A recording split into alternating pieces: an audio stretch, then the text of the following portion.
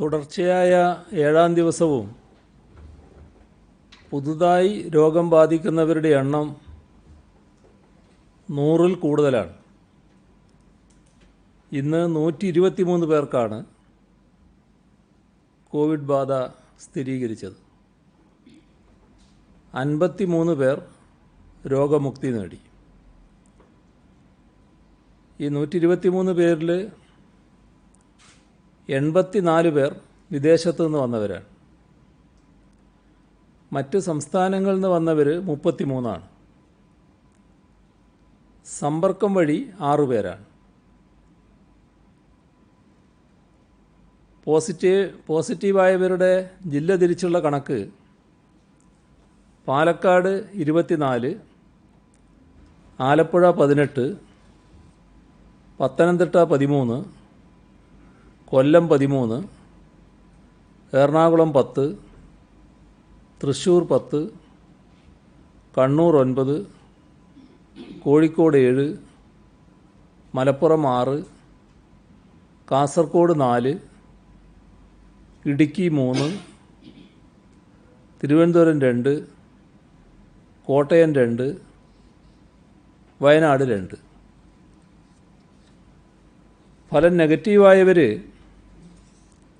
ജില്ല തിരിച്ച് പത്തനംതിട്ട 9, ആലപ്പുഴ 3, കോട്ടയം 2, ഇടുക്കി 2, എറണാകുളം 2, തൃശ്ശൂർ 3, പാലക്കാട് 5, മലപ്പുറം 12, കോഴിക്കോട് 6, കണ്ണൂർ 1, കാസർഗോഡ് 8. കഴിഞ്ഞ 24 മണിക്കൂറിനകം 5240 സാമ്പിളുകൾ പരിശോധിച്ചു. ഇതുവരെ 3726 പേർക്കാണ് സംസ്ഥാനത്ത് രോഗം സ്ഥിരീകരിച്ചത്. ചികിത്സയിലുള്ളത് 1761 പേരാണ്. 1,59,616 പേരാണ് നിരീക്ഷണത്തിലുള്ളത്. 2349 പേർ ആശുപത്രികളിലുണ്ട്. ഇന്ന് മാത്രം 344 പേരെ ആശുപത്രിയിൽ പ്രവേശിപ്പിച്ചു. ഇതുവരെ 1,56,401 സാമ്പിളുകളാണ് പരിശോധനയ്ക്ക് അയച്ചത്. 4,182 സാമ്പിളുകളുടെ പരിശോധനാ ഫലം വരാനുണ്ട്. ടെസ്റ്റിൻ്റെ എണ്ണം പടിപടിയായി വർദ്ധിപ്പിക്കുകയാണ്. ജൂലൈയിൽ ദിവസം 15,000 ടെസ്റ്റുകൾ നടത്തുന്നതിലേക്ക് എത്താനാണ് ശ്രമിക്കുന്നത്. ഇതുവരെ സെന്റിനൽ സർവൈലൻസിൻ്റെ ഭാഗമായി മുൻഗണനാ വിഭാഗത്തിൽപ്പെട്ട 41,944 സാമ്പിളുകൾ ശേഖരിച്ചു. അതിൽ 40,302 നെഗറ്റീവായിട്ടുണ്ട്. ഹോട്ട്സ്പോട്ടുകളുടെ എണ്ണം 113 ആണ്. കോവിഡ് വ്യാപനത്തെക്കുറിച്ച് വിദഗ്ധർ നൽകുന്ന പുതിയ വിവരങ്ങൾ സുരക്ഷാ മുൻകരുതലുകൾ കൂടുതൽ ശക്തമാക്കേണ്ടതിൻ്റെ ആവശ്യകതയിലേക്കാണ് വിരൽ ചൂണ്ടുന്നത്. വിദേശത്തു നിന്ന് വരുന്നവരോട് വിട്ടുവീഴ്ചയില്ലാതെ ക്വാറന്റൈൻ പാലിക്കണമെന്ന് നിഷ്കർഷിക്കുന്നത് അതിൻ്റെ ഭാഗമായാണ്. പുറമേ നിന്ന് വന്ന കേസുകളിൽ 7% പേരിൽ നിന്ന് മാത്രമാണ് രോഗം പടർന്നത്. അതായത് 93% ആളുകളിൽ നിന്നും രോഗം വ്യാപിക്കാതെ നമുക്ക് തടയാൻ സാധിച്ചിട്ടുണ്ട്. ഇത് ഹോം ക്വാറന്റൈൻ സംവിധാനത്തിൻ്റെ വിജയം തന്നെയാണ്. അതുകൊണ്ട് ആക്റ്റീവ് കേസുകളുടെ എണ്ണം കൂടിയ സാഹചര്യത്തിൽ ക്വാറന്റൈൻ സംവിധാനം വിട്ടുവീഴ്ചയില്ലാതെ നടപ്പിലാക്കിയേ പറ്റൂ. പുറത്തുനിന്ന് വരുന്നവരുടെയും ഇവിടെയുള്ളവരുടെയും പൂർണ്ണ സഹകരണം ഇക്കാര്യത്തിൽ ആവശ്യമാണ്.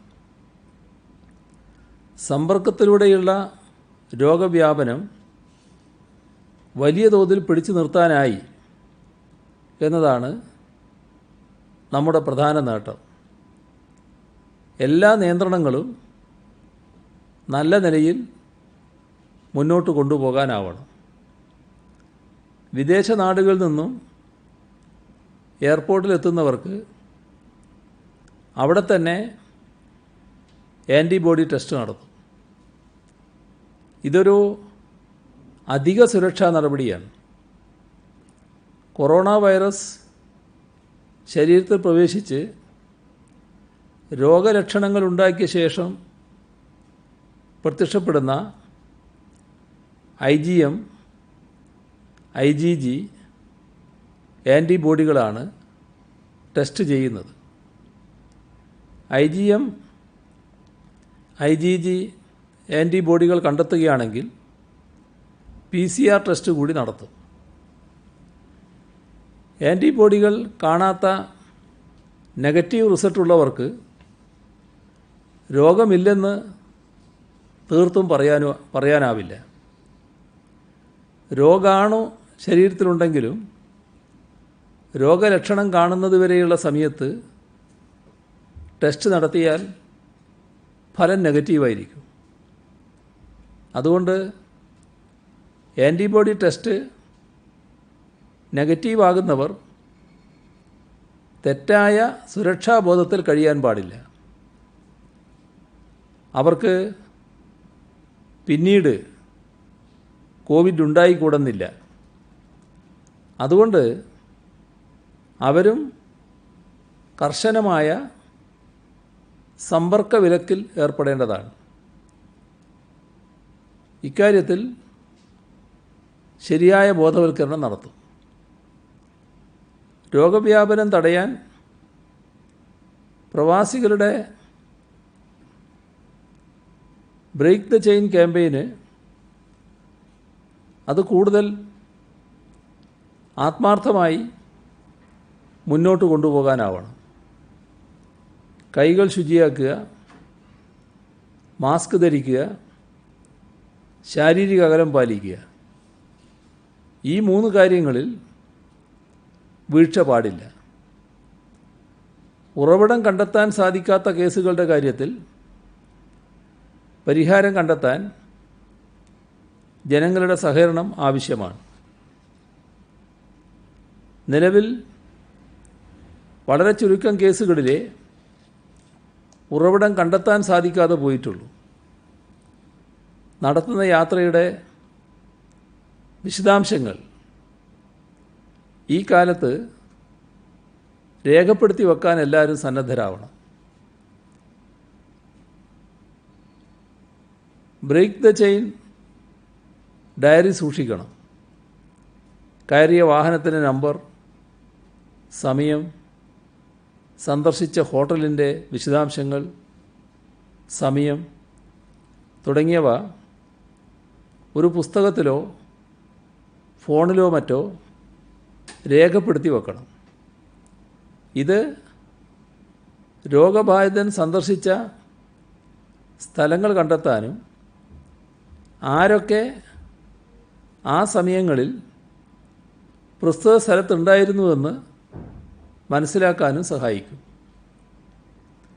നിലവിലെ പ്രവർത്തനങ്ങൾ വിട്ടുവീഴ്ചയില്ലാതെ തുറന്നാൽ പോലും ഡിസാസ്റ്റർ മാനേജ്മെൻറ്റ് അതോറിറ്റി നൽകുന്ന കണക്കുകൾ പ്രകാരം ഓഗസ്റ്റ് അവസാനത്തോടെ കേരളത്തിലുണ്ടാകാൻ സാധ്യതയുള്ള കേസുകളുടെ എണ്ണം വലുതാണ്. അത് നിലവിലുള്ള അവസ്ഥ വെച്ചുകൊണ്ടുള്ള സൂചനയാണ്. അവർ കാണുന്ന രീതിയിലുള്ളത് ആ സംഖ്യ കുറയുകയോ വർദ്ധിക്കുകയോ ചെയ്യാം. പക്ഷെ നാം കാണേണ്ടത് ശ്രദ്ധ പാളിയാൽ ഈ സംഖ്യ കൂടുതൽ വലുതാകും. അതുകൊണ്ട് നിയന്ത്രണങ്ങൾ എല്ലാവരും പാലിക്കേണ്ടതായിട്ടുണ്ട്. പൂർണ്ണമായ പിന്തുണ ഈ കാര്യങ്ങൾക്ക് എല്ലാവരും നൽകണം. ഓരോ ആളും ഇതുമായി സഹകരിക്കാൻ പ്രത്യേകമായി തന്നെ തയ്യാറാവുകയാണ് വേണ്ടത്. ഇന്ന് ഉച്ചവരെ വിദേശത്ത് നിന്ന് കേരളത്തിലേക്ക് എത്തിയവർ 98,202 പേരാണ്. അതിൽ 96,581 98.35% വിമാനങ്ങളിലാണ്. 1,621 1.65% കപ്പലുകളിലുമാണ് എത്തിയത്. തിരികെ എത്തിയവർ 36,724 പേർ കൊച്ചിയിലും 31,896 കരിപ്പൂരിലുമാണ് വിമാനമിറങ്ങിയത്.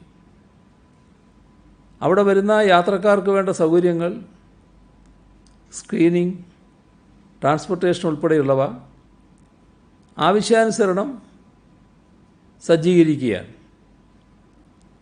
തിരികെ എത്തിയവരിൽ 72,099 പേർ മലപ്പുറം, കോഴിക്കോട്, കണ്ണൂർ, തൃശ്ശൂർ, തിരുവനന്തപുരം, കൊല്ലം, എറണാകുളം എന്നീ 7 ജില്ലകളിൽ നിന്നുള്ളവരാണ്. താജിക്കിസ്ഥാനിൽ നിന്നെത്തിയവരിൽ 18.18%, റഷ്യയിൽ നിന്നെത്തിയവരിൽ 9.72%. ഈ കോവിഡ് ബാധിതരായവരുടെ ശതമാനമാണ് പറയുന്നത്. നൈജീരിയയിൽ നിന്നെത്തിയവരിൽ 6.51%, കുവൈത്തിൽ നിന്നെത്തിയവരിൽ 5.99%, യുഎഇയിൽ നിന്നെത്തിയവരിൽ 1.6%, ഖത്തറിൽ നിന്നെത്തിയവരിൽ 1.56%, ഒമാനിൽ നിന്നെത്തിയവരിൽ 0.78%. ഈ തരത്തിലാണ് കോവിഡ് ബാധിതരുടെ കണക്കുള്ളത്.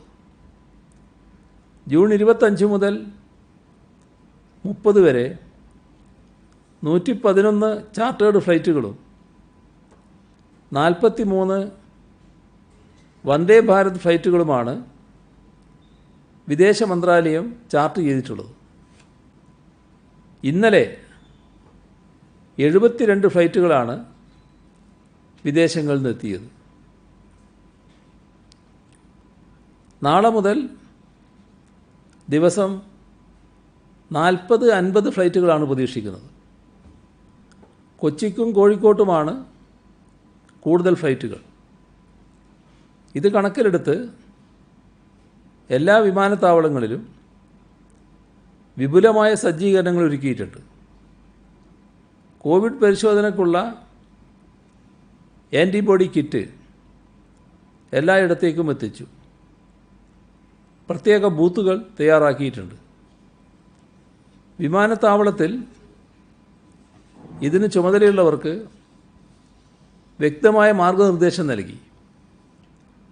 പോലീസിൻ്റെയും ആരോഗ്യ വിഭാഗത്തിൻ്റെയും മറ്റ് സർക്കാർ സംവിധാനങ്ങളുടെയും ഇക്കാര്യത്തിലുള്ള ഇടപെടൽ പ്രശംസനീയമാണ്. ഇത്തരത്തിൽ 72 വിമാനങ്ങൾ വന്നപ്പോൾ എല്ലാ കാര്യങ്ങളും സുഗമമായി കൈകാര്യം ചെയ്യാൻ സാധിച്ചിട്ടുണ്ട്. കോവിഡ് രോഗികളുടെ ചികിത്സാർത്ഥം രോഗികളുടെ എണ്ണമനുസരിച്ച് സജ്ജീകരണങ്ങൾ ഒരുക്കുന്നതിനായി പ്ലാൻ എ, ബി, സി എന്നിവ തയ്യാറാക്കിയിട്ടുണ്ട്. കോവിഡ് രോഗികൾക്ക് മെച്ചപ്പെട്ട ചികിത്സ ഉറപ്പുവരുത്തുന്നതിനായാണ് ഇത്തരത്തിൽ സജ്ജീകരണങ്ങൾ ചെയ്തിരിക്കുന്നത്. പ്ലാൻ എ പ്രകാരം കോവിഡ് രോഗികളുടെ ചികിത്സക്കായി 14 ജില്ലകളിലുമായി 29 കോവിഡ് ആശുപത്രികളും അവയോട് ചേർന്ന് 29 കോവിഡ് ഫസ്റ്റ് ലൈൻ ട്രീറ്റ്മെൻറ്റ് സെൻ്ററുകളും ആരംഭിച്ചിട്ടുണ്ട്. സ്വകാര്യ ആശുപത്രികളുടെ സൗകര്യവും ഉപയോഗിക്കും. ഇത്തരത്തിൽ സജ്ജമാക്കിയിട്ടുള്ള 29 കോവിഡ് ആശുപത്രികളിൽ കോവിഡ് ചികിത്സക്കായി മാത്രമായി 8537 കിടക്ക, 872 ICU കിടക്കകൾ, 482 വെന്റിലേറ്ററുകൾ നിലവിൽ തയ്യാറാക്കിയിട്ടുണ്ട്. രോഗികൾ കൂടുന്ന മുറക്ക് തിരഞ്ഞെടുക്കപ്പെട്ട ആശുപത്രികളിലെ കൂടുതൽ കിടക്കകൾ കോവിഡ് ചികിത്സക്കായി ഉപയോഗിക്കും. കൂടാതെ രണ്ടാം നിര കോവിഡ് ആശുപത്രികളും തിരഞ്ഞെടുക്കും. നിലവിൽ സജ്ജീകരിച്ചിട്ടുള്ള 29 കോവിഡ് ഫസ്റ്റ് ലൈൻ ട്രീറ്റ്മെൻറ്റ് സെൻ്ററുകളിലുള്ള 3180 കിടക്കകളിൽ 479 രോഗികൾ ചികിത്സയിലുണ്ട്. ഇത്തരത്തിൽ plan A, plan B, plan C എന്ന മുറക്ക് 171 കോവിഡ് ഫസ്റ്റ് ലൈൻ ട്രീറ്റ്മെൻറ്റ് സെൻ്ററുകളിലായി 15,975 കിടക്കകൾ കൂടി സജ്ജമാക്കിയിട്ടുണ്ട്. സാധ്യമായ എല്ലാ സൗകര്യങ്ങളും നൽകുക എന്നതാണ് സർക്കാർ സമീപനം. സർക്കാർ ചെലവിൽ ആംബുലൻസുകൾ, ടെസ്റ്റിംഗ്, ക്വാറന്റൈൻ, ചികിത്സ എന്നിവയ്ക്കായി ആശുപത്രികളിൽ എത്തിച്ച ആളുകളുടെ എണ്ണം ഏപ്രിൽ 7561, മെയ് 24,695, ജൂൺ 30,599 ഈ തരത്തിലാണ്. സംസ്ഥാനത്ത് 10 ലക്ഷം പേരിൽ 109 പേർക്കാണ് രോഗം. Case per million 109. രാജ്യത്താകെ അത് 362. സംസ്ഥാനത്ത് മരണനിരക്ക് 0.6% രാജ്യത്തിൻ്റേത് 3.1%. ടെസ്റ്റുമായി ബന്ധപ്പെട്ട് സാമ്പിൾ പോസിറ്റീവ് റേറ്റ് കേരളത്തിൽ 1.8%. രാജ്യത്തിൻ്റേത് 6.2%. ഇത് 2% താഴെയാവുക എന്നതാണ് ആഗോളതലത്തിൽ തന്നെ രാജ്യങ്ങൾ ലക്ഷ്യമിടുന്നത്. നാം 1.8% തന്നെ നിൽക്കുകയാണ്. ഇവിടെയുണ്ടായ 22 മരണങ്ങൾ, അതിൽ 20ഉം മറ്റ് ഗുരുതര രോഗങ്ങൾ ബാധിച്ചവർ കൂടിയായിരുന്നു. ശാരീരിക അകലം പാലിക്കുന്നത് ഉൾപ്പെടെയുള്ള ആരോഗ്യ സുരക്ഷാ മാനദണ്ഡങ്ങൾ കർശനമാക്കുന്നതിന് പോലീസ് നടപടി ഊർജിതപ്പെടുത്തിയിട്ടുണ്ട്. കടകൾ, ചന്തകൾ മുതലായ സ്ഥലങ്ങളിലും ഇത്തരം സ്ഥാപനങ്ങൾക്കകത്തും ജനം കൂട്ടം കൂടുന്നത് അനുവദിക്കില്ല. സ്ഥാപനങ്ങൾ അണുവിമുക്തമാക്കണം. ഏറ്റവും കുറച്ച് ജീവനക്കാരെ മാത്രമേ നിയോഗിക്കാവൂ. നിർദ്ദേശങ്ങൾക്ക് വിരുദ്ധമായി പ്രവർത്തിക്കുന്നവരുടെ ഫോട്ടോയും മറ്റു വിവരങ്ങളും പോലീസ് ആസ്ഥാനത്തെ കൺട്രോൾ റൂമിന് അയച്ചു നൽകാൻ പൊതുജനങ്ങൾ മുന്നോട്ട് വരണം. വിദേശങ്ങളിൽ നിന്നെത്തുന്നവർ വിമാനത്താവളങ്ങളിൽ നിന്ന് നേരെ വീടുകളിലേക്കാണ് പോകേണ്ടത്. വഴിയിൽ ബന്ധുവീടുകൾ ഉൾപ്പെടെ മറ്റ് സ്ഥലങ്ങൾ സന്ദർശിക്കുന്നത് അനുവദിക്കില്ല. ഇക്കാര്യം പ്രത്യേകം ശ്രദ്ധിക്കാൻ പോലീസിന് നിർദ്ദേശം നൽകിയിട്ടുണ്ട്. എയർപോർട്ടുകളിൽ ഭക്ഷണം ലഭ്യമാക്കുമ്പോൾ അമിത വില ഈടാക്കരുത് എന്ന് നിർദ്ദേശം നൽകിയിട്ടുണ്ട്. അവർക്ക് വിദേശത്ത് നിന്ന് കൂടുതൽ പേർ എത്തുമ്പോൾ സ്വാഭാവികമായും അവർക്ക് ടെസ്റ്റ് നടത്തുക, എയർപോർട്ടിലെ മറ്റ് നടപടിക്രമങ്ങൾ പൂർത്തിയാക്കുക, ഇതിനൊക്കെ കുറച്ച് സമയമെടുക്കും. തിരക്കും എയർപോർട്ടിൽ അനുഭവപ്പെടും. അപ്പോൾ യാത്രക്കാർക്ക് കൂടുതൽ സമയം എയർപോർട്ടിൽ തങ്ങേണ്ടി വരും. ഈ സാഹചര്യത്തിൽ അവരെന്തെങ്കിലും ലഘുഭക്ഷണം കഴിക്കാൻ തയ്യാറാകുമ്പോൾ അതിന് അമിതമായ വില ഈടാക്കുന്നത് ശരിയല്ല. ഏതായാലും ആ പ്രശ്നം ശ്രദ്ധയിൽപ്പെട്ടതുകൊണ്ട് മിതമായ നിരക്കിൽ ലഘുഭക്ഷണ സാധനങ്ങൾ ലഭ്യമാക്കാൻ സർക്കാർ നടപടി സ്വീകരിക്കുന്നുണ്ട്. സിയാൽ എയർപോർട്ടിൽ കുടുംബശ്രീയുടെ ലഘുഭക്ഷണ വിതരണ കേന്ദ്രം ഒരുക്കിയിട്ടുണ്ട്. വിമാനത്താവളങ്ങളിൽ പ്രവാസി സഹോദരങ്ങൾ വരുമ്പോൾ സന്നദ്ധ സംഘടനകളുടെയും മറ്റും പേരിൽ സ്വീകരിക്കാൻ ആരും പോകേണ്ടതില്ല. അതുപോലെ തന്നെ വിമാനം ഇറങ്ങി വീട്ടിലേക്ക് പോകുമ്പോൾ ആ വാഹനത്തെ തടഞ്ഞു നിർത്തി വഴിയിൽ സ്വീകരണം നൽകുന്നതും അനുവദിക്കില്ല. കോവിഡ് പരിശോധന നടത്തി രോഗമില്ലെന്ന് കണ്ടെത്തിയാലും മൃതദേഹം വിട്ടുകൊടുക്കാൻ കാലതാമസമുണ്ടാകുന്നുവെന്ന പരാതി ശ്രദ്ധയിൽപ്പെട്ടു. അതൊഴിവാക്കാൻ നടപടിയെടുക്കും. കോവിഡ് പരിശോധനയ്ക്ക് സ്വകാര്യ ആശുപത്രി ലാബുകളും ആശുപത്രികളും അമിത നിരക്ക് ഈടാക്കുന്നത് ഒഴിവാക്കാൻ നടപടിയെടുക്കും. ഇതിൽ ഏകീകരണം വരുത്താനാണ് ഉദ്ദേശിക്കുന്നത്. കണ്ടെയ്ൻമെൻറ്റ് മേഖലകളിൽ ബാരിക്കേഡുകൾ സ്ഥാപിച്ച് പോലീസ് സംവിധാനം കൂടുതൽ കർശനമാക്കും. ഇത്തരം സ്ഥലങ്ങളിൽ ആർക്കും ഒരിളവും അനുവദിക്കില്ല. എല്ലാ മാനദണ്ഡങ്ങളും പാലിച്ച് വാഹന പരിശോധന നടത്തും.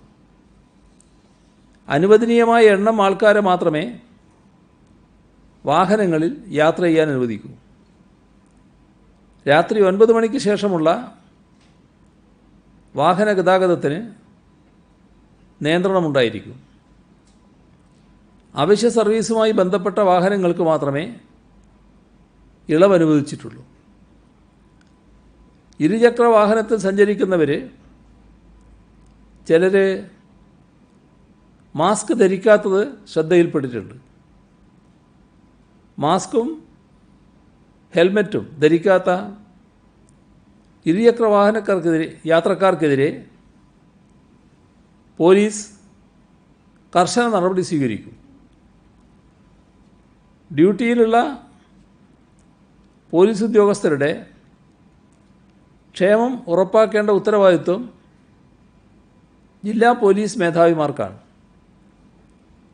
ജില്ലാ പോലീസ് മേധാവികൾ പോലീസ് പിക്കറ്റുകളും മറ്റു പരിശോധനാ സ്ഥലങ്ങളും ഇടയ്ക്കിടെ സന്ദർശിക്കും. ക്വാറന്റൈനിൽ കഴിയുന്നവർ നിർദ്ദേശം ലംഘിക്കാതെ വീടുകളിൽ തുടരുന്നുവെന്ന് ഉറപ്പാക്കാൻ നടപടി സ്വീകരിക്കും. മാസ്ക് ധരിക്കാത്ത 6187 സംഭവങ്ങൾ ഇന്ന് സംസ്ഥാനത്ത് റിപ്പോർട്ട് ചെയ്തിട്ടുണ്ട്. ക്വാറന്റൈൻ ലംഘിച്ച 11 പേർക്കെതിരെ ഇന്ന് കേസ് രജിസ്റ്റർ ചെയ്തു. 10-12 ക്ലാസ്സുകളിലേക്ക് ഇനി നടത്താനുള്ള CBSE, ICSE പരീക്ഷകൾ റദ്ദാക്കിയെന്ന് കേന്ദ്ര സർക്കാർ സുപ്രീം കോടതിയെ അറിയിച്ചതായി മാധ്യമങ്ങളിൽ വാർത്ത വന്നിട്ടുണ്ട്. ഇതിൽ നിന്നും വ്യത്യസ്തമായി കേരളത്തിലെ SLC ഹയർ സെക്കൻഡറി പരീക്ഷകൾ മെയ് അവസാന വാരത്തിൽ കോവിഡ് നിയന്ത്രണങ്ങളെല്ലാം പാലിച്ചുകൊണ്ട് സുഗമമായി നടത്തുവാൻ ഇവിടെ കഴിഞ്ഞു. ഇന്ത്യയിൽ ആദ്യമായി പരീക്ഷകൾ പൂർത്തീകരിക്കാൻ കഴിഞ്ഞത് കേരളത്തിനാണ്. ഇപ്പോൾ മൂല്യനിർണ്ണയവും പൂർത്തിയാക്കി. ജൂൺ 30-ന് SSLC റിസൾട്ടുകൾ പ്രസിദ്ധീകരിക്കും. ജൂലൈ 10-ന് മുൻപ് +2 റിസൾട്ടും പ്രസിദ്ധീകരിക്കും. ഇതോടൊപ്പം ജൂൺ 1-ന് തന്നെ ഇന്ത്യയിൽ ആദ്യമായി ഓൺലൈൻ വഴി ക്ലാസുകൾ ആരംഭിക്കാനും നമുക്ക് കഴിഞ്ഞു. ഇത് സംസ്ഥാനത്തിൻ്റെ വലിയൊരു നേട്ടമാണ്. അതീവ ജാഗ്രതയോടെ നാം നടത്തിയ പരീക്ഷ ദേശീയ തലത്തിൽ തന്നെ ശ്രദ്ധിക്കപ്പെട്ടു. പരീക്ഷ നടത്താൻ തീരുമാനിച്ചപ്പോൾ ചില കേന്ദ്രങ്ങൾ ഉയർത്തിയ എതിർപ്പും പരിഹാസവും ശാപവും എല്ലാവരുടെയും ഓർമ്മയിലുണ്ടാവും. ഏത് തീരുമാനമെടുത്താലും അതിനെതിരെ രംഗത്തിറങ്ങുക എന്ന മാനസികാവസ്ഥ ചിലരിൽ ഇപ്പോഴും തുടരുന്നതുകൊണ്ടാണ് ഇത് ഓർമ്മിപ്പിക്കുന്നത്. പട്ടികജാതി പട്ടികവർഗ വികസന വകുപ്പിൻ്റെ കീഴിൽ പാലക്കാടുള്ള ഗവൺമെൻറ് മെഡിക്കൽ കോളേജിൽ പുതുതായി ഒരു RT-PCR ടെസ്റ്റ് യൂണിറ്റും കോവിഡ് OPയും ഇൻപേഷ്യൻ കേന്ദ്രവും ആരംഭിച്ചു. RT-PCR ടെസ്റ്റ് യൂണിറ്റിന് ICMRൻ്റെ അനുമതി ലഭിച്ചിട്ടുണ്ട്. ഇവിടെ ദിവസം 300 സാമ്പിളുകൾ പരിശോധിക്കാൻ കഴിയും. പാലക്കാട് ജില്ലാ ആശുപത്രിയുടെ പരിമിതികൾ കണക്കിലെടുത്ത് അതിർത്തി ജില്ല എന്ന നിലയിൽ ഗവൺമെൻറ് മെഡിക്കൽ കോളേജിൽ ഈ സൗകര്യങ്ങൾ സംസ്ഥാന സർക്കാർ ഏർപ്പെടുത്തിയിരിക്കുകയാണ്. കോവിഡ് മഹാമാരിയുടെ പശ്ചാത്തലത്തിൽ പുതിയ ആശയങ്ങളും വികസന മാതൃകകളും ആരായുന്ന കേരള ഡയലോഗ് എന്ന സംവാദ പരിപാടി നാളെ ആരംഭിക്കുകയാണ്. ശാസ്ത്രജ്ഞരും തത്വചിന്തകരും നയതന്ത്രജ്ഞരും സാമ്പത്തിക വിദഗ്ധരും എഴുത്തുകാരും പത്രപ്രവർത്തകരും ആക്ടിവിസ്റ്റുകളും ജനപ്രതിനിധികളും സാങ്കേതിക വിദഗ്ധരും ഉൾപ്പെടെ ആഗോളതലത്തിൽ വിവിധ മേഖലകളിൽ പ്രാഗൽഭ്യം തെളിയിച്ച വ്യക്തികളാണ് ഈ തുടർ പരിപാടിയിൽ പങ്കാളികളാവുക. നാളെ കേരള ഡയലോഗിൻ്റെ ആദ്യ ദിവസമാണ്. കേരളം ഭാവി വികസന മാർഗങ്ങൾ എന്ന വിഷയത്തെ ആസ്പദമാക്കി അമർത്യ സെൻ, നോം ചോസ്കി, സൗമ്യ സ്വാമിനാഥൻ എന്നിവർ സംസാരിക്കും. തുടർന്നുള്ള ഘട്ടത്തിൽ ജോസഫ് സ്റ്റിഗ്ലിറ്റ്സ്, വെങ്കി രാമകൃഷ്ണൻ തുടങ്ങിയവർ പങ്കെടുക്കുന്നുണ്ട്. കേരള മാതൃക മുൻനിർത്തി എല്ലാ മനുഷ്യരെയും ഉൾക്കൊള്ളുന്ന സുസ്ഥിര വികസനത്തെക്കുറിച്ചുള്ള സംവാദത്തിന് നേതൃത്വം നൽകാൻ കേരള ഡയലോഗിലൂടെ സാധിക്കുമെന്നാണ് കരുതുന്നത്. ഓൺലൈൻ പഠന സൗകര്യമില്ലാത്ത കുട്ടികൾക്കായി ഷൊർണൂർ പ്രഭാതം ചാരിറ്റബിൾ ട്രസ്റ്റ് 157 കുട്ടികൾക്ക് പ്രയോജനപ്പെടുന്ന തരത്തിൽ 84 TV വിതരണം ചെയ്തു. ദുരിതാശ്വാസത്തിലേക്ക് retired college teachers association of Kerala ആദ്യ ഗഡു 52,43,132 രൂപ. മുനമ്പം വൈപ്പിൻ മത്സ്യമേഖല സംരക്ഷണ സമിതി 19,52,000 രൂപ. എറണാകുളം എടവനക്കാട് കിഴക്കേ വീട്ടിൽ ഖാദിർ ഹാജി കുടുംബ ട്രസ്റ്റ് 7,07,601 രൂപ. Kerala service pensioners union Kalamassery east committee 2,69,000 രൂപ. പന്ന്യന്നൂർ ചെങ്കൊടിമുക്ക് സഖാക്കൾ ബിരിയാണി ചാലഞ്ചിലൂടെ സമാഹരിച്ച 1,00,000 രൂപ. AIYF കാരമുക്ക് മേഖലാ കമ്മിറ്റി 70,000 രൂപ. കല്യാശ്ശേരിയിലെ മാകാട് മഹല്ല് കൂട്ടായ്മ 51,120 രൂപ. ഇത്രയാണ് ഇന്ന് വിവരങ്ങൾ പങ്കുവെക്കാനുള്ളത്. പ്രവാസികളുടെ മടക്കവുമായി ബന്ധപ്പെട്ട് സംസ്ഥാന സർക്കാർ ഇന്നലെ അങ്ങും പറഞ്ഞ കാര്യങ്ങളെ പൂർണ്ണമായും തള്ളിക്കൊണ്ടാണ് വിദേശകാര്യ സഹമന്ത്രി വി മുരളീധരൻ ഒരു വാർത്താ സമ്മേളനം. പ്രവാസികളെ കൊണ്ടുവരുന്ന സംസ്ഥാനത്തിന് മാത്രമായി പ്രത്യേക മാനദണ്ഡമില്ല, അത് അനുവദിക്കാൻ കഴിയില്ല. പിന്നെ ട്രൂനാറ്റ് കിറ്റുകൾ അച്ചാറും ഉപ്പേരിയെ കൊടുത്തിട്ടും പോലെ കൊടുക്കാൻ പറ്റിയ ഒന്നല്ല. ക്ലിഫോസിന് എവിടുന്നാണ് ഈ പ്രവാസികൾ വന്നാൽ മാത്രം രോഗം പകരുന്ന റിപ്പോർട്ട് കിട്ടിയത്? വിവാഹ സംഘടനകൾക്ക് എങ്ങനെ രോഗം വരില്ല?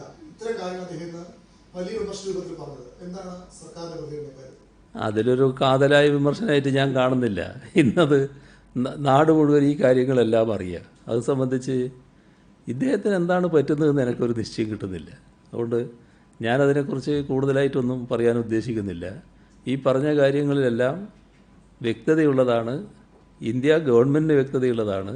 അദ്ദേഹത്തിന് എന്തെങ്കിലും അവ്യക്തതയുണ്ടെങ്കിൽ ഇന്ത്യ ഗവൺമെൻറ്റുമായി തന്നെ കൂടുതൽ ബന്ധപ്പെട്ടാൽ കാര്യങ്ങൾ മനസ്സിലാക്കാൻ കഴിയും. ഈ 1,00,000 പേർ പ്രവാസികൾ കേരളത്തിലേക്ക് എത്തിയിട്ട് 1,666 പ്രവാസികൾക്ക് മാത്രമാണ് കോവിഡ് ഉണ്ടായത്. CM ഇതിന്റെ സൂപ്പർ സ്പ്രെഡ് എന്ന് പറഞ്ഞ് ജനങ്ങളെ പറഞ്ഞ് പരിഭ്രാന്തരാക്കുകയാണ് എന്നൊരു വിമർശനം കൂടി അദ്ദേഹം ഉന്നയിച്ചിട്ടുണ്ട്. ഈ സൂപ്പർ സ്പ്രെഡ് എന്ന് പറയുന്ന തരത്തിലേക്ക് രോഗം പോയിട്ടില്ല എന്നതിന്റെ സൂചനയാണ് രോഗികളുടെ എണ്ണം കുറഞ്ഞെന്നൊരു വിമർശനമാണ് അദ്ദേഹം ഉന്നയിക്കുന്നത്.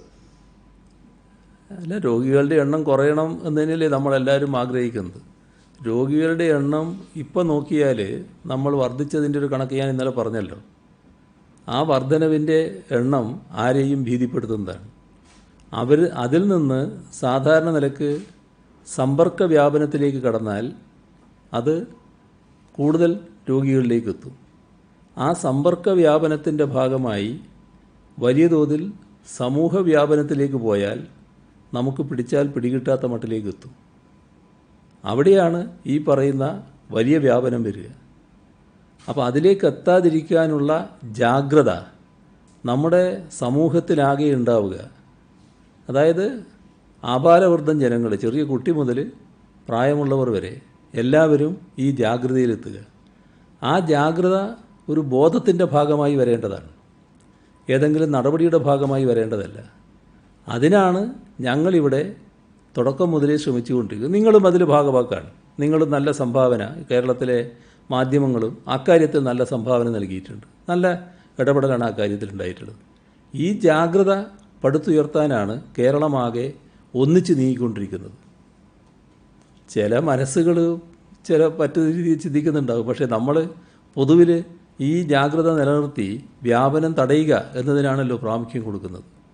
അതിനുള്ള ശ്രമങ്ങളാണ് നമ്മൾ നടത്തിക്കൊണ്ടിരിക്കുന്നത്. ഇപ്പോൾ വ്യാപിച്ചു എന്ന് ആര് പറഞ്ഞിരിക്കുന്നു? ഏതെങ്കിലും ഘട്ടത്തിൽ സമൂഹ വ്യാപനമായി എന്ന് ഞാൻ പറഞ്ഞു? ഞാനത് ആവർത്തിച്ച് പറഞ്ഞുകൊണ്ടിരിക്കുകയല്ലേ. എന്നാൽ നമ്മൾ ആ ആപത്തിന് മുന്നിലാണ്.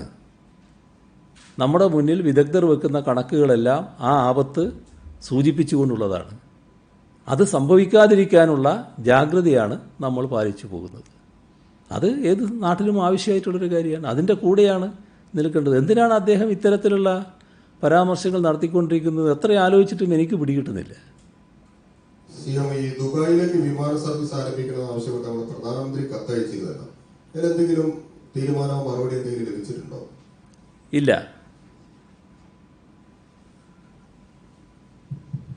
നാളെ ഈ ലോക ലഹരി വിരുദ്ധ ദിനമായിരുന്നിട്ടും ബെവ്ക്യൂ ആപ്പിലൂടെ ടോക്കൺ വിതരണം ചെയ്യുന്നുണ്ട്. അക്കാര്യം ശ്രദ്ധപ്പെട്ടിട്ടുണ്ടോ? എങ്ങനെ? നാളെ ലോക ലഹരി വിരുദ്ധ ദിനമായിരുന്നിട്ടും ബെവ്ക്യൂ ആപ്പ് വഴി ഈ ടോക്കൺ വിതരണം ചെയ്യുന്നുണ്ട്. അക്കാര്യം ശ്രദ്ധപ്പെട്ടിട്ടുണ്ടോ? എൻ്റെ ശ്രദ്ധയിൽപ്പെട്ടിട്ടില്ല.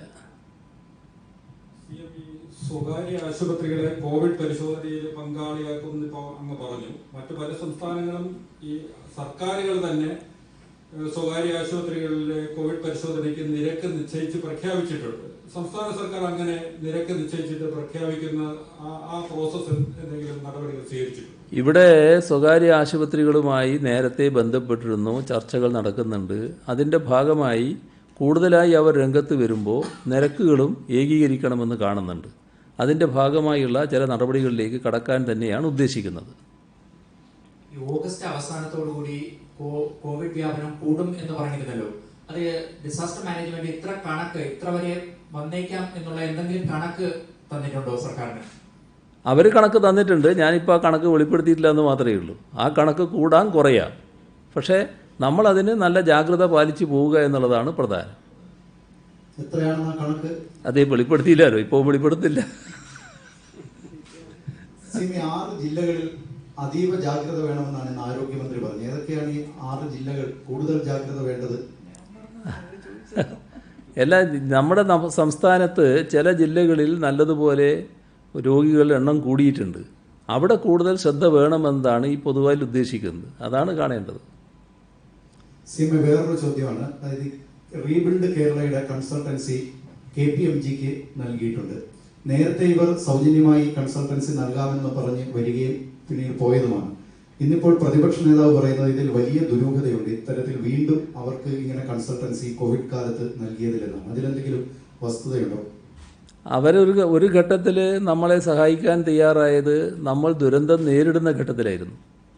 ദുരന്ത സമയത്ത് നമ്മളെ സഹായിക്കാൻ സൗജന്യമായി അവർ സന്നദ്ധത പ്രകടിപ്പിച്ചു. ആ സഹായം നമ്മൾ ആ ഘട്ടത്തിൽ സ്വീകരിച്ചിരുന്നു. ആ ഘട്ടം കഴിഞ്ഞ് മറ്റ് നടപടികളിലേക്ക് നമ്മൾ നീങ്ങുന്നു. അതിൻ്റെ ഭാഗമായി ഈ റീബിൽഡ് കേരളയുമായി ബന്ധപ്പെട്ട കാര്യങ്ങൾക്ക് കൺസൾട്ടൻസിയുടെ കാര്യം ഏകപക്ഷീയമായി എടുക്കുകയല്ല ചെയ്തത്. അതിന് കൃത്യമായ മാനദണ്ഡങ്ങളോടെയുള്ള സുതാര്യമായ നടപടികൾ സ്വീകരിച്ചു. അതിന് വിവിധ ഏജൻസികൾ അതിനുള്ള ഓഫറുകൾ നൽകി. അതിൽ വിദഗ്ധമായ പരിശോധനയ്ക്ക് ശേഷമാണ് ഇവരെ കണ്ടെത്തി നിശ്ചയിക്കുന്ന നില വന്നിട്ടുള്ളത്. അതിലൊരു ദുരൂഹതയും ഇല്ല. ഡിസാസ്റ്റർ മാനേജ്മെന്റ് ഉയർത്തിക്കാട്ടിയ സംഖ്യയുമായി സംഖ്യയാണോ? അല്ല, ഭയപ്പെടുത്തുന്ന സംഖ്യയല്ല. പക്ഷേ നമ്മൾ കരുതലോടെ ഇരിക്കണമല്ലോ, അതുകൊണ്ടാണത് പറയുന്നത്. ഓൺലൈൻ ക്ലാസ്സുകൾ തുടങ്ങിയതും SLC പരീക്ഷ നടത്തിയപ്പോൾ CM പറഞ്ഞു ഇനിയിപ്പോൾ ഫലം വരുന്ന തീയതികൾ സംബന്ധിച്ചും ധാരണയായിട്ടുണ്ട്. ഈ പശ്ചാത്തലത്തിൽ ഇനി +1 പ്രവേശന പ്രക്രിയ സംബന്ധിച്ച് എന്തെങ്കിലും ആലോചനയുണ്ടോ? ഒപ്പം തന്നെ ഈ പരീക്ഷകൾ CBSE മാറ്റി സാഹചര്യത്തിൽ സംസ്ഥാനത്ത് കോളേജുകൾ പരീക്ഷ നടക്കുന്നുണ്ട്, സർവകലാശാല പരീക്ഷകൾ. ഇതിലെന്തെങ്കിലും ഒരു പുനഃപരിശോധന ഉണ്ടാകും? അല്ല, CBSE പരീക്ഷയുടെ കാര്യത്തിൽ എല്ലാവരുടെയും ഏകീകരിച്ച നില തന്നെയായിരിക്കും. അത് നമ്മുടെ സംസ്ഥാനത്ത് മാത്രമായിട്ട് നടത്താൻ കഴിയില്ലല്ലോ. മറ്റ് കാര്യങ്ങൾ ഇവിടുത്തെ നില വെച്ച് ഇവിടെ പരിശോധിച്ച് തീരുമാനിക്കേണ്ടതാണ്. അതിൽ എന്താണെന്നുള്ള പരിശോധനയിലേക്ക് ബന്ധപ്പെട്ട വകുപ്പുകൾ കടക്കും. ഈ ഞായറാഴ്ചത്തെ ലോക്ക്ഡൌണിന്റെ കാര്യത്തിൽ കഴിഞ്ഞ ആഴ്ച ഇളവ് നൽകിയല്ലോ. അടുത്ത ഞായറാഴ്ചത്തെ കാര്യത്തിൽ തീരുമാനമായിട്ടുണ്ടോ? അടുത്ത ഞായറാഴ്ചയുടെ കാര്യത്തിൽ ഇപ്പോൾ തീരുമാനമൊന്നും ആയിട്ടില്ല. നമുക്ക് നേരത്തെയുള്ള ഒരു അനുഭവത്തിൽ കഴിഞ്ഞ ആഴ്ച കുറച്ചുകൂടി ഇളവുകൾ കൊടുക്കുന്ന നിലയാണ് ഉണ്ടായത്. അതേതായാലും ഞങ്ങൾ ആലോചിക്കുന്നുണ്ട് എന്താ വേണ്ടതെന്നുള്ളത്. രണ്ട് കാര്യം. ഒന്ന്, പ്രതിപക്ഷ നേതാവ് ഇന്ന് രാവിലെ പറഞ്ഞത് പ്രതിപക്ഷത്തിന്റെ ഇപ്പോഴത്തെ നടപടികൾ കുത്തിത്തിരിപ്പാണെങ്കിൽ ആ കുത്തിത്തിരിപ്പാണ് പ്രതിപക്ഷത്തിന്റെ ദൗത്യം ആണ്, അത് തുടരുമെന്ന് പറയുന്നു. അതുപോലെ തന്നെ KPCC അധ്യക്ഷൻ പറയുന്നു ഈ വിമർശകരുടെ വായടയ്ക്കുന്നതിന് വേണ്ടിയാണ് പത്രത്തിലുള്ള ഉന്നതരായിട്ടുള്ള ആൾക്കാരെ ഇവിടെ ഈ കോവിഡ് ഉപദേശക സമിതിയിലേക്ക് എടുത്തിരിക്കുന്നത് പറയുന്നു. ഇതിലെന്തെങ്കിലും വസ്തുതയുണ്ടോ? ഇവിടെ നമ്മുടെ സംസ്ഥാനം ഒരു ദുരന്തം നേരിടുമ്പോൾ ആ ദുരന്തത്തെക്കുറിച്ച്, ദുരന്തം കൈകാര്യം ചെയ്യുന്ന കാര്യത്തെക്കുറിച്ച് ആലോചിക്കാനുള്ള ഒരു സമിതി വന്നപ്പോൾ ആ സമിതിയിൽ സമൂഹത്തിൻ്റെ വിവിധ തലങ്ങളിലുള്ള ആളുകളെ ഉൾപ്പെടുത്തിയിരുന്നു. അതിൽ നമ്മുടെ കേരളത്തിലെ മാധ്യമങ്ങൾക്കും ഒരു പങ്കുണ്ട്. അപ്പോൾ ആ മാധ്യമങ്ങളുടെ ചില പ്രതിനിധികളെയും അതിനകത്ത് ഉൾപ്പെടുത്തി എന്നുള്ളത് ശരിയാണ്. നമ്മുടെ സമൂഹത്തിൽ നല്ല അംഗീകാരമുള്ള വ്യക്തികളെ തന്നെയാണ് അതിൻ്റെ ഭാഗമായി അതിൽ ഉൾപ്പെടുത്തിയിട്ടുള്ളത്. ഒരു പ്രത്യേക പരാതിയും ആ ഘട്ടത്തിൽ അതുമായി ബന്ധപ്പെട്ട് ഉയർന്നു വന്നിട്ടേയില്ല. ഇത് എങ്ങനെയാണ് അതിൻ്റെ ഭാഗമായി ചിലരുടെ മനസ്സ് മാറിപ്പോകുന്നുവെന്ന് അദ്ദേഹം പറയാനിടയായത് നിനക്ക് മനസ്സിലാകുന്നില്ല. അദ്ദേഹത്തിൻ്റെ ഒരു നിലപാടിനെതിരായിട്ട് ഈ സമിതിയിലുള്ള ഒരു ആൾ നേതൃത്വം കൊടുക്കുന്ന ഒരു മാധ്യമം ഒരു മുഖപ്രസംഗം എഴുതിയിരുന്നു. അത് നമുക്കെല്ലാവർക്കും അറിയാവുന്നത് ആ മാധ്യമം എന്ത് നിലപാടാണ് പൊതുവെ സ്വീകരിക്കാറുള്ളത്. LDF സർക്കാരിനോട് വഴിവിട്ട് LDF സർക്കാരിനെ അനുകൂലിക്കുന്ന നിലയാണോ, അല്ല വഴിവിട്ട് മറ്റ് ഈ പറയുന്ന ആരോപണം ഉന്നയിച്ച വ്യക്തിയുടെ പ്രസ്ഥാനത്തെ അനുകൂലിക്കുന്ന നിലയായിരുന്നോ നേരത്തെ സ്വീകരിച്ചിരുന്നത്? ആ ചരിത്രം എല്ലാവർക്കും അറിയാലോ. അങ്ങനെയുള്ളൊരു ചരിത്രം വെച്ചു പുലർത്തുന്ന ഒരു മാധ്യമത്തിന് അദ്ദേഹത്തെ വിമർശിക്കേണ്ടി വന്നത് എന്തുകൊണ്ട് എന്നാണ് അദ്ദേഹം ചിന്തിക്കേണ്ടത്. അതിന് സർക്കാരിൻ്റെ നടപടികളെ കുറ്റം പറഞ്ഞിട്ട് കാര്യമില്ല. മാത്രമല്ല അവരെന്തോ പ്രലോഭിപ്പിച്ച് ഇങ്ങനെയൊരു നിലപാടെടുക്കുകയാണ് എന്ന തരത്തിൽ പറയുന്നതും അതെല്ലാം എത്ര കണ്ട് ശരിയാണ് എന്ന് അദ്ദേഹം തന്നെ ആലോചിക്കുന്നതാണ് നല്ലത്. പ്രവാസികൾക്ക് വേണ്ടി തയ്യാറാക്കിയ 42 ക്വാറന്റൈൻ സെന്ററുകൾ കോഴിക്കോട് ജില്ലയിൽ അടച്ചുപൂട്ടാൻ വേണ്ടി ജില്ലാ കളക്ടർ ഉത്തരവ് പുറപ്പെടുവിച്ചിട്ടുണ്ട്. അതിനെതിരെ പ്രവാസികളുടെ ഭാഗത്ത് നിന്ന് രാവിലെ പ്രതിഷേധം ഉണ്ടാവുകയും ചെയ്തു. എന്തുകൊണ്ടാണ് സർക്കാർ അത്തരത്തിലൊരു തീരുമാനത്തിലേക്ക് പോയത്? അതെന്താണെന്ന് അന്വേഷിക്കാതെ എന്താണെന്ന് സ്വകാര്യ ആശുപത്രിയിൽ ഒരു ചർച്ച നടത്തിയിട്ടുണ്ടായിരുന്നല്ലോ. അപ്പോൾ ആദ്യഘട്ടത്തിൽ കോവിഡ് ചികിത്സയാണോ സ്വകാര്യ ആശുപത്രിയിൽ നടത്തുന്നത്, അതോ സർക്കാർ ആശുപത്രിയിൽ മറ്റു രോഗങ്ങളുമായി എത്തുന്ന രോഗികളെയാണോ സ്വകാര്യ ആശുപത്രിയിലേക്ക് മാറ്റുന്നത്? ഇത് സംബന്ധിച്ച് ധാരണയായിട്ടാണോ? ഇത് രണ്ടും ഉണ്ടാവും. അതായത് ഇന്നത്തെ കാലത്ത് സർക്കാർ ആശുപത്രികളിലാണ് വലിയ തോതിൽ മറ്റ് ചികിത്സകൾ നടക്കുന്നത്. എന്നാൽ കോവിഡുമായി ബന്ധപ്പെട്ട ചികിത്സകൾ നടക്കുന്നത് സർക്കാർ ആശുപത്രികളിലാണ്. അപ്പോൾ അത്തരമൊരു ഘട്ടത്തിൽ ചില പ്രദേശങ്ങളിൽ മറ്റ് ചികിത്സകൾ നടത്താനുള്ള പ്രധാനപ്പെട്ടൊരു കേന്ദ്രം ഇല്ലാതെ വന്നിട്ടുണ്ടാകും. ആ കേന്ദ്രം ഉപയോഗിക്കാൻ പറ്റും, ഈ സ്വകാര്യ ആശുപത്രി ഉപയോഗിക്കാൻ പറ്റും, പലതരത്തിൽ ഉപയോഗിക്കാൻ കഴിയും. അത് സ്വകാര്യ ആശുപത്രികളുമായുള്ള ചർച്ച നല്ല രീതിയിൽ പുരോഗമിച്ചുകൊണ്ടിരിക്കുകയാണ്. ഇപ്പോൾ ഒരു സർക്കാർ ആശുപത്രിയിൽ ചികിത്സക്ക് വരുന്ന ഒരാൾ, അത് കോവിഡ് സെൻ്ററാണ്.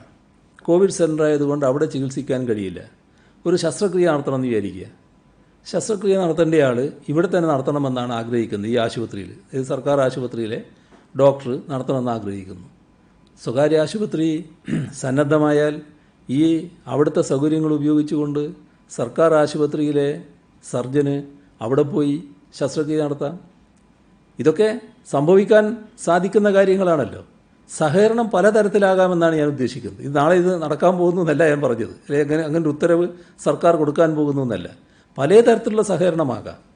അതോടൊപ്പം കോവിഡ് ചികിത്സക്ക് സൗകര്യമുള്ള ചില ആശുപത്രികളുണ്ട്, സ്വകാര്യ ആശുപത്രികൾ. വല്ലാതെ ഒരു ഘട്ടം വരുമ്പോൾ അവർ അതിന് സന്നദ്ധമാവണം. ഇപ്പം തന്നെ അവർ സന്നദ്ധമാണ്. അതിൻ്റെ കൂടെ തന്നെ മറ്റെല്ലാ ചികിത്സകളും, കോവിഡ് ഇതര രോഗികൾക്കുള്ള ചികിത്സകൾ, അത് നല്ല രീതിയിൽ തുറന്നു നടത്താനും കഴിയണം. അങ്ങനെ എല്ലാ രീതിയിലും സഹകരണം ഉറപ്പാക്കുന്ന നടപടിയാണ് സ്വീകരിക്കാൻ പോകുന്നത്. പരീക്ഷ നടക്കുന്ന 3 മാസമായി നടക്കുന്നില്ല. അത് ജീവനക്കാരുടെ പ്രൊമോഷൻ അടക്കം ബാധിക്കുന്ന പരാതികൾ. എന്താ ആദ്യ ഭാഗം എന്താ? വകുപ്പ് തല പരീക്ഷകൾ 3 മാസമായി നടക്കുന്നില്ല സർക്കാർ ജീവനക്കാരുടെ. അപ്പോൾ അത് പ്രൊമോഷനെ ബാധിക്കുന്നുവെന്ന ആശങ്കകൾ ഉയർന്നുണ്ട്. അത് ആരംഭിക്കാനുള്ള നടപടിയുണ്ട്. അതിനാവശ്യമായ നടപടികൾ സ്വീകരിക്കുന്നുണ്ട്. കേരളത്തിൽ എത്തിയിട്ട് തിരികെ പോകാൻ അനുമതി കിട്ടിയ ദുബായിൽ നിന്ന് വന്ന കുറെ ആൾക്കാർ കേരളത്തിൽ കുടുങ്ങിക്കിടക്കുന്നുണ്ട്. അവർക്ക് തിരികെ പോകാനുള്ള അനുമതി, ദുബായിയുടെ അനുമതിയുണ്ട്.